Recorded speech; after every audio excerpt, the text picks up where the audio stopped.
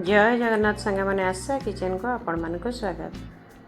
आज बनवा सरू चकुली जोटा कि सब ओडियांकर प्रिय घरे घरे बनी थाए समस्ते खाइबा को पसंद करती।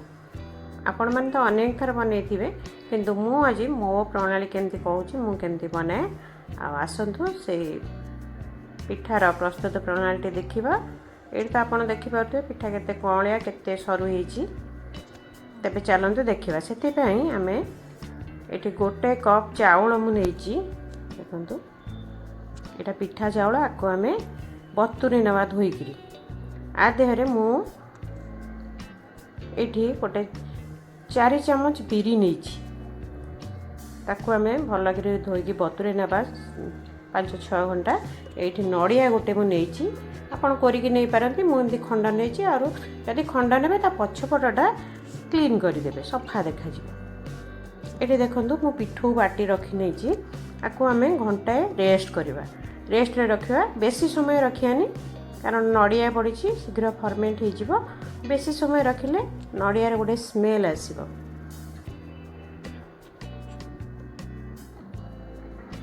आम आपको पानी दे यार कंसिस्टेंसी ठीक करवा पिठा पकेला बेले एबे पानी मु देबीनी तले पिठा बनैबी सेतबेले आम देखिबा।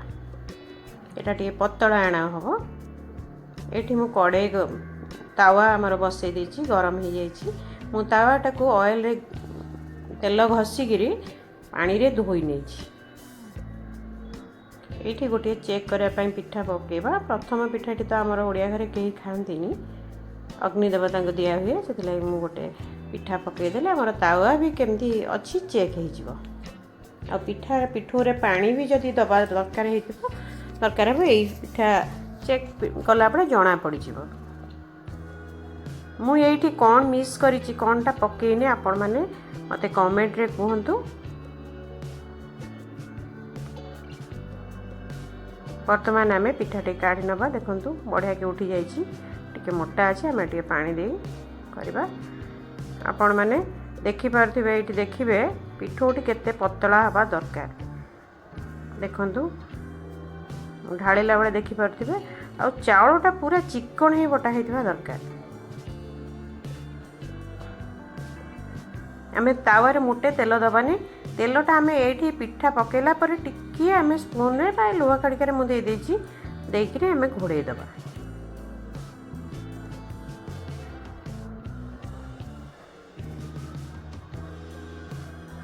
गोटे मिनिट हो जाए आम काढ़ी दबा। आपन जदि नरम आहरी नरम पिठा खाइबा चाहूबे ताले टिके कम समय रे काढ़ी देबे। एत समय रखिबेनी आमर टिके ब्राउन हे आसले कढ़ा हुए भल लगे आम मानकु से मुझे देखु केते जालीदार होइछि पछपट लुहा खड़िका भी पिठारे देखा होछि आ केते नरम होइछि एमती दाग देकी मझिरे आमे को फोल्ड करनबा।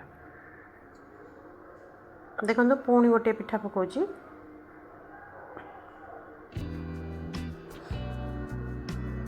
आपण जदि करेई रे करुथिबे तेबे आउ टिके पतला करिवे कारण करेई रे आमे दी पट धरिकरी बुलाऊ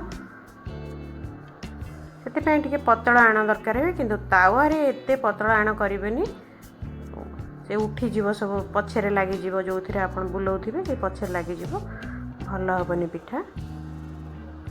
आ सब बेले ट्राई करिवे मोटा तावा रे बा मोटा करेई रे पिठा करिया।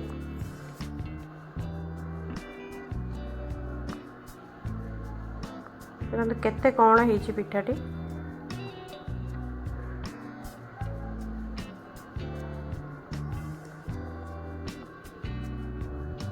आपण आपण हिसाब रे छोट बड़ करि परिबे। ए पिठोरु मध्ये आपण चिंचा पिठा मध्ये करि परिबे आ पूरा मध्ये देई करि परिबे।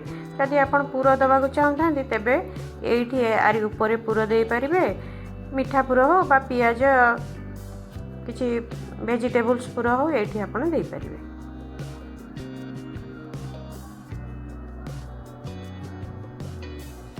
ये पिठाटी मु टिके कम समय रे काढ़ी आपण उनको देखा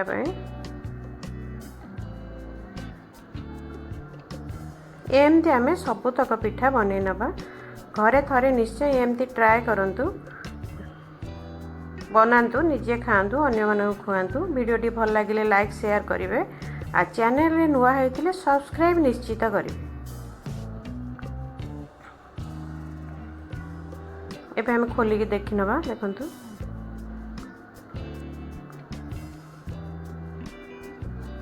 ଆପଣ ଯଦି ଭେଜିଟେରିଆନ୍ ହେଇଥାନ୍ତେ ଆଳୁଦମ୍ ବା ମଟର ତରକାରୀ, ବୁଟ ତରକାରୀ, ଡାଲମା ଆ ସହିତ ଖାଇପାରିବେ। ଆଉ ଯଦି ନନ୍ଭେଜ୍ ପ୍ରିଫର୍ କରିଥାନ୍ତି ତାହେଲେ ଆପଣମାନେ ମଟନ୍ କରି ସାଙ୍ଗରେ ଆକୁ ଏନ୍ଜୟ କରିପାରିବେ। ବର୍ତ୍ତମାନ ଆମେ ସବୁ ପିଠା ପ୍ରସ୍ତୁତ ହେଇଛି, ପ୍ଲେଟ୍କୁ ବାଢ଼ି ନେବା। ଆକୁ ମୁଁ ମଟର ତରକାରୀ ସହିତ ସର୍ଭ କରିବେ। ଆପଣ ଆପଣଙ୍କ ଚଏସ୍ର ଡିଶ୍ ସହିତ ଖାଇପାରିବେ। ଭିଡ଼ିଓଟି ଶେଷ ପର୍ଯ୍ୟନ୍ତ ଦେଖିଥିବାରୁ ଧନ୍ୟବାଦ। ପୁଣି ଗୋଟେ ଭିଡ଼ିଓରେ ଦେଖା ହେବ। ରହିଲି। ଜୟ ଜଗନ୍ନାଥ।